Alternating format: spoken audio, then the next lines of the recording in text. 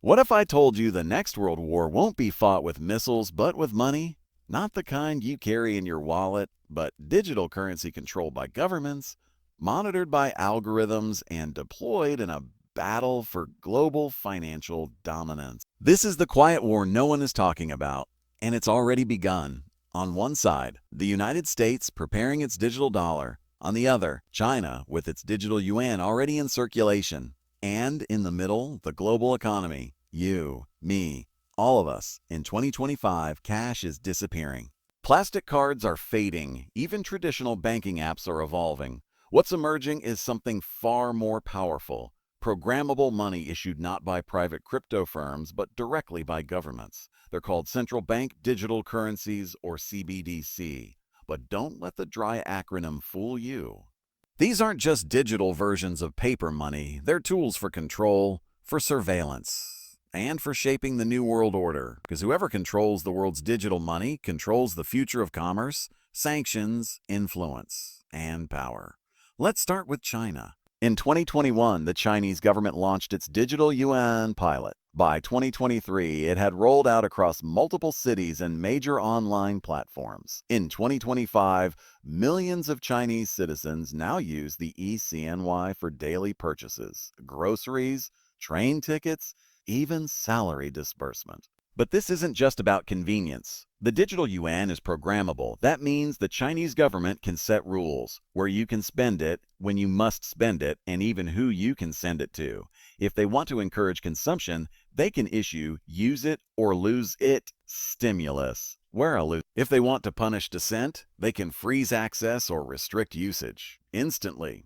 This is monetary policy, behavioral control, and financial surveillance fused into one unstoppable system. Now look westward. The United States, the guardian of the global financial system for the past 80 years, has been slower, but not idle. The Federal Reserve has been researching a digital dollar since 2020. As of 2025, the groundwork has been laid. The infrastructure is quietly being built. And the stakes couldn't be higher, because the real fear in Washington isn't about losing cash. It's about losing the dollar's dominance, the engine behind America's power. Right now, over 80% of global trade is conducted in dollars. Oil, gold, weapons, loans, sanctions.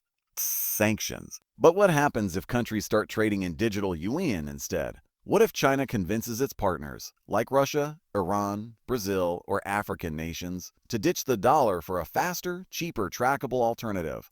The U.S. could lose its most powerful weapon: economic leverage. The currency war isn't about interest rates anymore. It's about architecture. The U.S. system is based on banks, intermediaries, credit. China's system is direct. The central bank sends currency straight to people's digital wallets. No bank required, no delay, no fees. It's frictionless. And in a world where speed is everything, that's a game changer. But with great power comes great paranoia. While China builds a system that's highly centralized and tightly controlled, Western democracies are asking, what about privacy? If every transaction is monitored, if every wallet can be frozen, doesn't that turn money into a tool of authoritarianism? That's why the U.S. is trying to build safeguards into its digital dollar: anonymity layers, opt-in tracking, and a dual structure with commercial banks. But critics worry that once the genie is out of the bottle, there's no turning back. Governments will always want more control, and in the name of safety, they'll get it. Imagine a future protest. Peaceful, legal, but inconvenient for the state. Instead of sending riot police, authorities could simply block the protesters' access to money. No need to arrest anyone.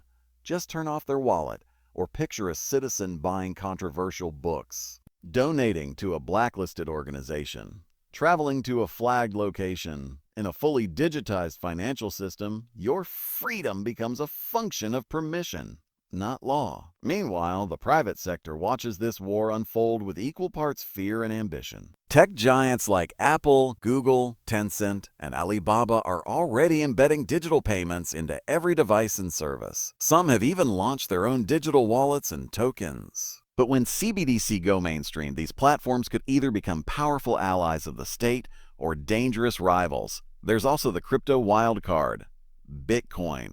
Ethereum, stablecoins. These decentralized currencies challenge the old financial system, offering borderless, permissionless transactions. But CBDC may be the state's answer to that rebellion. Why would governments allow anonymous cryptocurrencies to thrive when they can offer a safe, state-backed digital cash? In the future, the fight won't just be dollar vs yuan. It'll be state money versus people's money.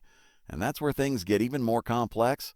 Geopolitically, the digital yuan is China's way of building a parallel financial universe, one that doesn't rely on SWIFT, Visa, or Western banks. In Africa, Chinese-funded infrastructure projects now come with e-CNY payment options. In Latin America and Southeast Asia, trade deals are being signed with digital settlement clauses. Slowly, brick by brick, China is building a firewall against U.S. financial influence.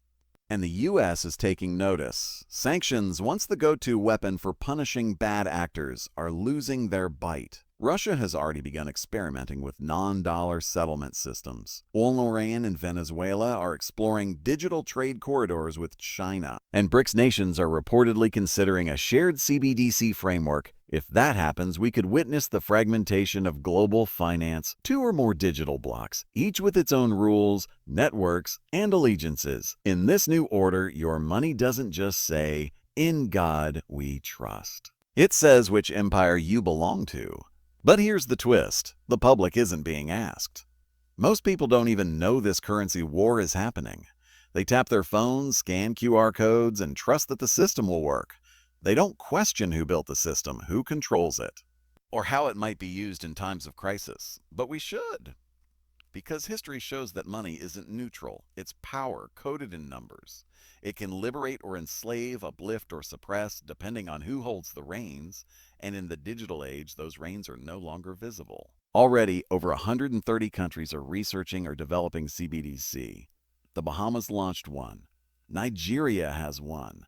The EU is testing the digital euro. India has started pilots. Japan is on the verge. The dominoes are falling fast. And once a critical mass of nations adopt CBDC, global pressure will force others to follow. If you're not in the system, you'll be locked out of trade, aid, and cooperation. So what's next? In the next 3-5 years, we may see a tipping point. The U.S. could launch a digital dollar tied to a regulated wallet ecosystem.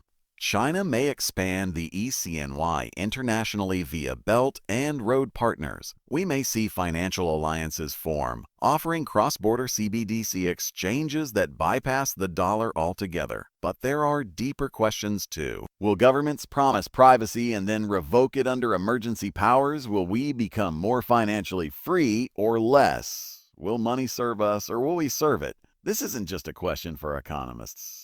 It's a question for humanity. Because once programmable money is the norm, every aspect of your life, where you go, what you eat, who you support, could become part of a global feedback loop, a digital credit system, a score, a profile. And no matter which flag flies on your screen, the system will watch, remember, and react. The final battle won't be fought in banks or stock markets. It'll be fought in code. In the invisible infrastructures of apes, wallets, APIs, and central banks, this is the real currency war. It's not about what money looks like. It's about what money does and who it obeys. If you've stayed this long, you're ahead of 99% of the population. Now you know the truth. The next war isn't just for territory. It's for transaction, for trust, for the very concept of value. Welcome to the digital battlefield.